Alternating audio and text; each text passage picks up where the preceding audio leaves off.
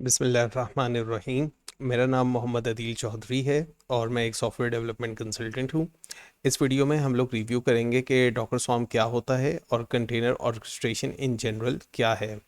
Docker swarm एक tool है जो कि डॉकर इंजन का पार्ट है, और जिस वक्त हमारे पास मल्टीपल नोड्स होती हैं उनको मैनेज करने के लिए कि कंटेनर्स की स्केजुलिंग कैसे होगी, कंटेनर्स अगर एक से ज़्यादा चल रहे हैं उसमें लोड बैलेंसिंग कैसे होगी, और उस वक्त अगर कोई कंटेनर फेल होता है या नोड फेल होती है तो उसमें रीस्केजुलिंग कैसे होगी।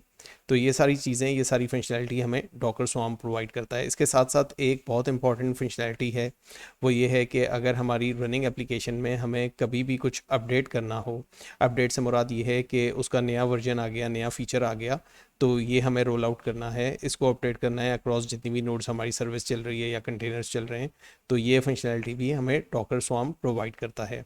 कंटेनर ऑर्केस्ट्रेशन जो है वो इन्हीं सब चीज़ों का मजमूआ है। कंटेनर ऑर्केस्ट्रेशन इन जनरल यही है कि जो हमारी कंटेनर मैनेजमेंट है वो किस तरह होती है, उसको अगर रिसोर्स एलोकेशन करनी है तो वो कैसे होती है, लोड बैलेंसिंग करनी होगी तो ये सारी चीज़ें कैसे होती हैं।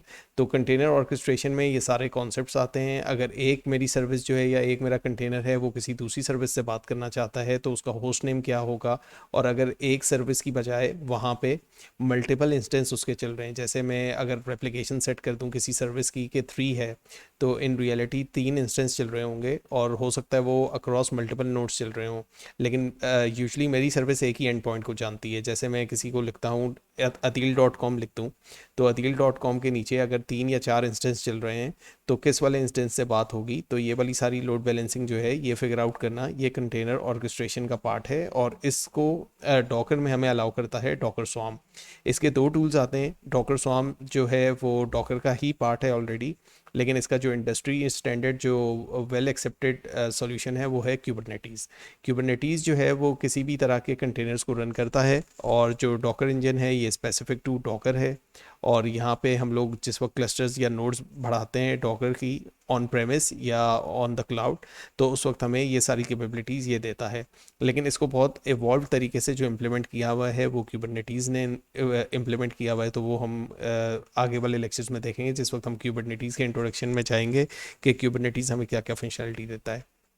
In addition to all these applications or all these definitions, हमें कुछ फर्दर रीडिंग भी करनी होगी जो मैं जितने भी व्यूवर्स हैं उन पे छोड़ता हूँ कि अवेलेबिलिटी की अंडरस्टैंडिंग डेवलप कर लें कि अवेलेबिलिटी कंटेनर्स के कॉन्टेक्स्ट में क्या होती है, रिजिलियंसी क्या है, फॉल्ट टॉलरेंस क्या है, स्केलेबिलिटी क्या है, और रोबस्टनेस क्या है। एक चीज़ जो हमने डिस्कस करना भूल गए वो ऑफ कोर्स एक स्केलेबिलिटी का एस्पेक्ट है कि जिस वक्त मेरी एप्लीकेशन में लोड ज़्यादा बढ़ता है तो मैं उसको स्केल अप कर सकूँ, और जब लोड कम हो जाता है तो स्केल डाउन कर सकूं। तो ये सारी चीज़ें भी पार्ट हैं। आई होप ये वीडियो काफ़ी यूज़फुल रही होगी आपके लिए।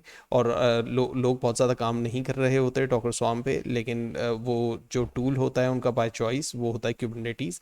लेकिन क्यूबरनेटीज़ के अलावा भी डॉकर स्वार्म हमें बहुत सारी फंक्शनैलिटी प्रोवाइड करता है और ये पार्ट है डॉकर इंजन का इट्सल्फ। तो this is very helpful and this is very easy to set up.